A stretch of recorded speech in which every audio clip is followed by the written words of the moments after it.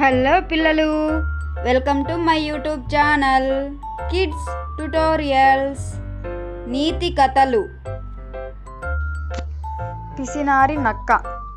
అనగనగా ఒక అడవిలో ఒక నక్క ఉండేది. అది పరమ పిసినారి. ఒకసారి దానికి ఒక మాంసం ముక్క దొరికింది. దానిని ఏ వీధి అరుగు మీదో ఏ చెత్త కుండి బాటునో కూర్చొని తినవచ్చు కదా. ఊహు, తోటి నక్కలు చూస్తే తమకు కాస్త పెట్టమంటాయని దాని భయం.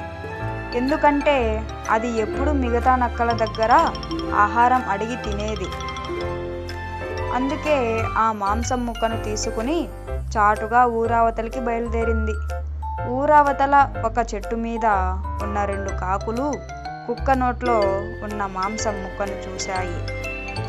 దొరికిన ఆహారాన్ని కలిసి పంచుకొని తినే కాకులు కుక్క దగ్గర నుంచి ఎలాగైనా సరే మాంసం ముక్కను కొట్టేయాలి అనుకున్నాయి. అందుకని అవి నక్క ముందు వాలి స్నేహంగా కబుర్లు చెప్పడం మొదలుపెట్టాయి. నక్క మామ బాగున్నావా? ఊరిలో నుంచి వస్తున్నావు, ఏమిటి సంగతులు అని ఒక కాకి అడిగింది.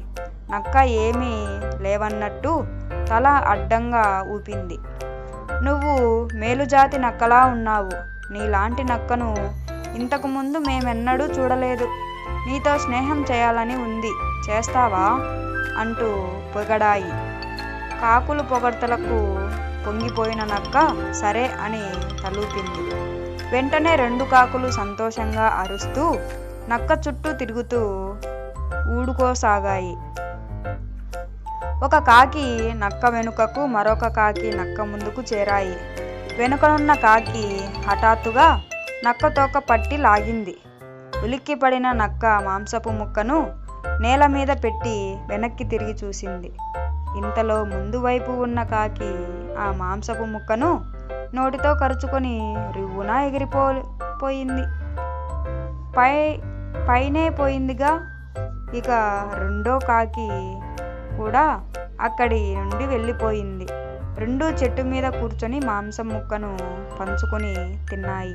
పాపం ఆ నక్క నోట మాట రాక అలా చూస్తూ ఉండిపోయింది.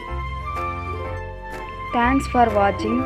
Like, share and subscribe to my YouTube channel kids tutorials.